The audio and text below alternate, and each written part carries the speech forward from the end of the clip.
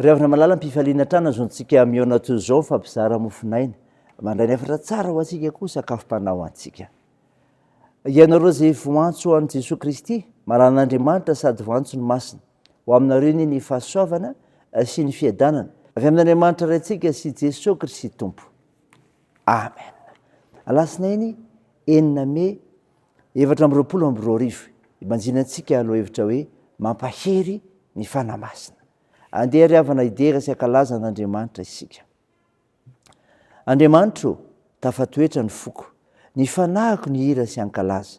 Mifoaza riva lisy lokanga, ifo maraina koa aho, ideranao eny amin'ny fiaina maro aho Jehova, ary ankalazanao eny amin'ny jetilisa. Fa lehibe mihoatra ny lanitra famindramponao, ary mipaky eny amin'ny rahona ny fahamarinanao. Misandratany ambony lanitra ianao Andriamanitro, ary okety ambony tany rehetra ny voninahitrao. Amen.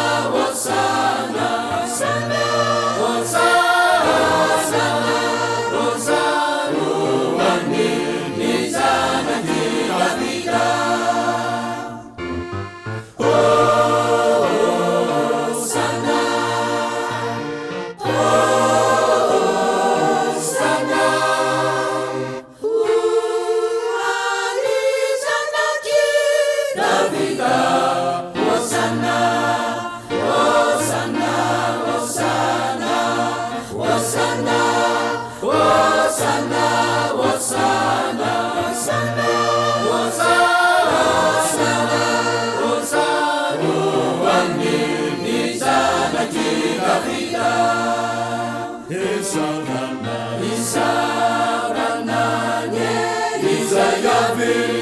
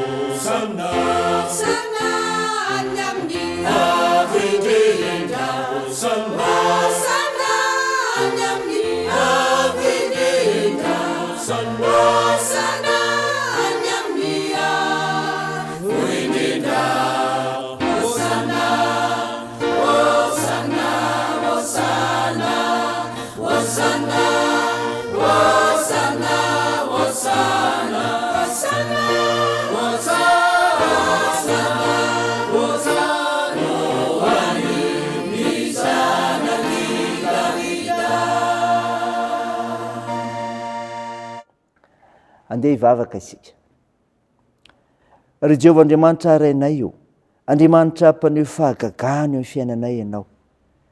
Koa mendrika ho anao ny saotra, ny tera, ny laza, eny ny voninahitra noho ny anaranao masina satria mpanafaka ianao. Tompo, mpanotsy izahay, ko no fahotanay dia mamindrafo aminay. Sosao madio izay mba fakely ka redio izay mba fahotana. Feno ny fananao masina ary izahay, raha handray, hamaky, hisaino ny mofinaina avy aminao. Naran'i Jesosy Kristy mpamonjy anay, nanaovanay sy angatana izany vavaka izany. Amen. Ry havana malala, ny finainao antsika amin'ity an'ity dia hitanao amin'ny filazantsara araka ny Jaona.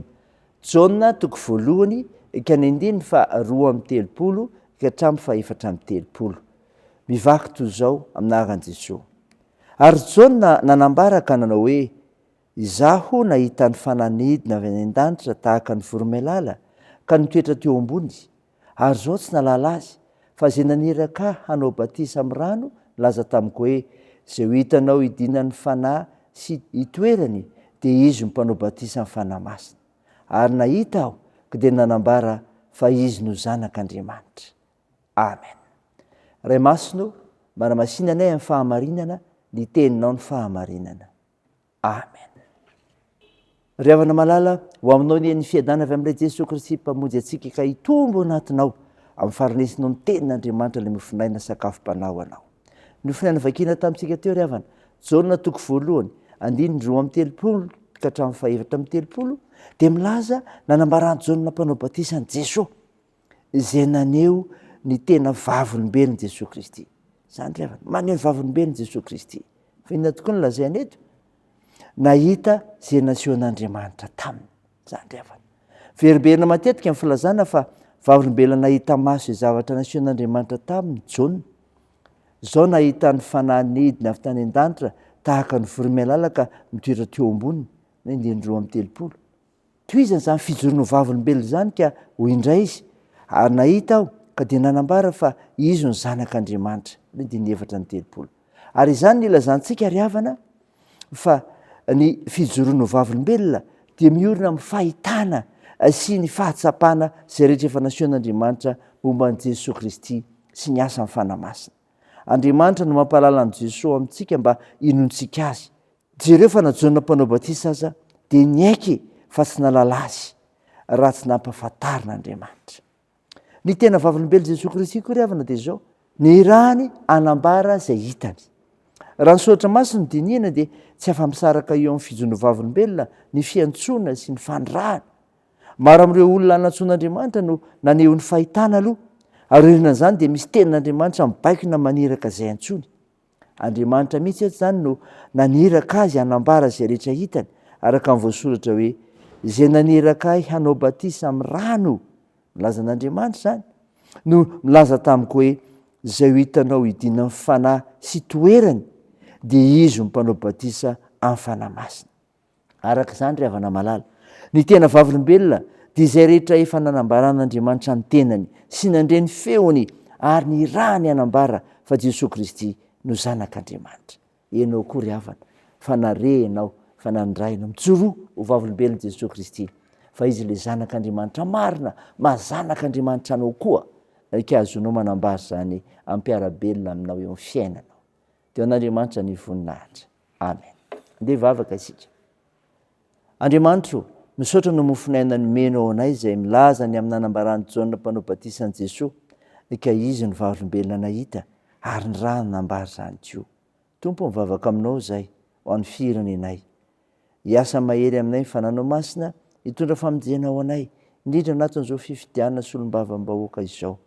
Ianao mahalala ny zavatra rehetra Tompo, koa vonjeo izahay, anjakan'ny fahamarinana sy ny fankatiavana. Mivavaka anao izay ho andreo marary, boka sihanao Jesosy Kristy, azony fanasitranana, azony sery, hitahinareo manana andraikitra amin'izany koa.